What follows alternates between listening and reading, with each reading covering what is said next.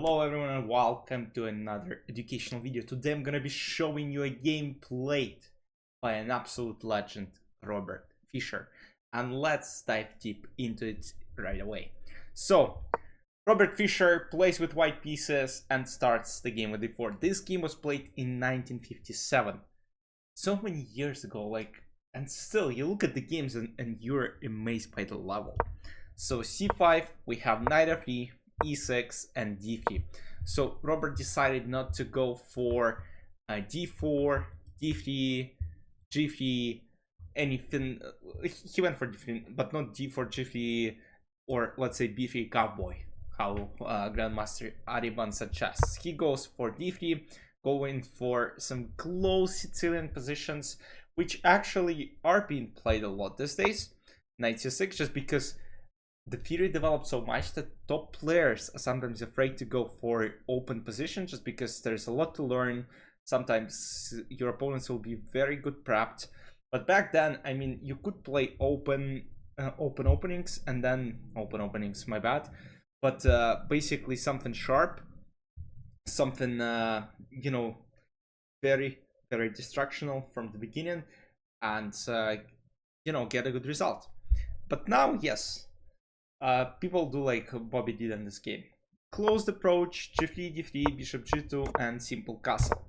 Castle, knight bd2, rook goes to b8. The idea is quite typical for closed Sicilian, because now the plan is to go b5, a5, taking up as much space as possible, and Robert goes rook e1. g6, c3, b6, and now d4, taking advantage in the center. Queen c7 and e5. 95. I hate this move. I don't like this move, and it seems immediately that it's actually a bad move. So the best would have been d takes e5, and then knight d5. Why is it different from what happened in the game? I'll show you in a second, because after c4 and let's say knight d4, there is a crucial difference. Let's say in the starting position, c4 is played, knight d4, and now what, you might ask? E takes d6. And now, if bishop d6, knight e4, hitting the bishop. So, and now there's no more danger on d3. And basically, because of e takes d6, this whole line fails. And let's say if bishop goes back to e7, there is bishop f4, and now you're winning an exchange.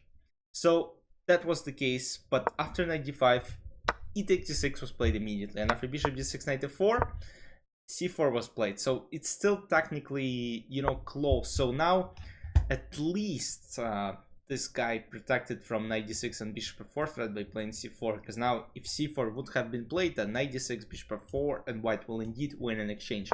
But now c4 is played, knight d6 takes, and now knight g5. The idea can remain simple, maybe even take, and then trying to play bishop f4, but of course now it's also queen h5. I mean, you keep in mind that bishop f4 ideas might happen. So knight goes to e7, queen c2, attacking h7 square, and now knight g6, h4, knight f6, and now I'd love for you to find the move that Fischer played, because it is a bit mind-blowing. Robert Fischer plays knight h7, brilliant knight sacrifice. I mean, I probably didn't give you enough time to think of it, but just enjoy the action. So basically the idea here is that if king h7 is played, there is bishop f4, and white are exploiting pin.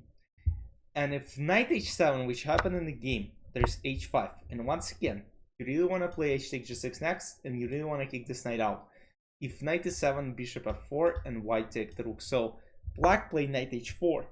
They're attacking the bishop on g2. They're hitting this bishop, but still, bishop f4 happened. Now queen d8, g takes h4 first, because bishop b8 could have been played, but then knight g2, king g2, bishop b7 check, and black actually wins the game. So g takes h4 is actually probably the only good option. Now rook b7, and now basically what happens is this rook is still trapped, because bishop attacks, rook has nowhere to go, rook has to move up, and after rook b7, h6. So he doesn't take, and I totally agree with him, because after bishop b7, black will have a lot of compensation for this on this diagonal. So h6 is played, queen h4, h6, g7. Now queen f4, she takes f8 first. So king g7 is played, and now rook e4. The idea is, of course, bishop e5 and win the queen. So queen h5 is played, and now rook e3, regrouping a little bit, doing a little regroup. Rook g3 is coming, and then rook h3 as well. Like, the position is totally lost. Rook h3, now queen has to move probably somewhere back. Queen goes to e8, and now bishop e5, exploiting the weakness of dark squares on this e5 h8 diagonal. Knight goes to f6, and now finally queens come to the action. And now it is absolutely dead lost. King goes to f7, queen g5 hitting the knight. Knight either has to move or queen has to protect.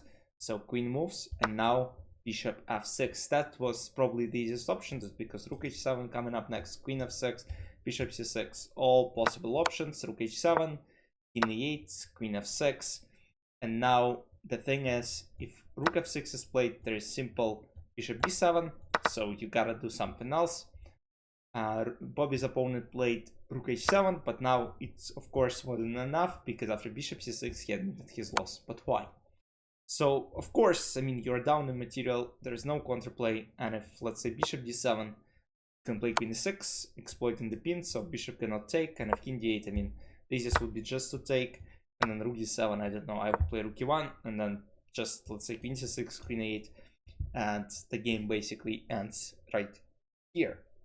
So as far as accuracy goes in this game, 90.1 for Robert Fischer and 80.8 for his opponent, with one brilliant being knight h7, which is a good puzzle to solve actually, because knight h7 is a tactic that you won't you know, see immediately. Like, you gotta calculate, but yeah, once you see h5, or once you see let's say king h7, bishop f4, it kind of makes a lot of sense.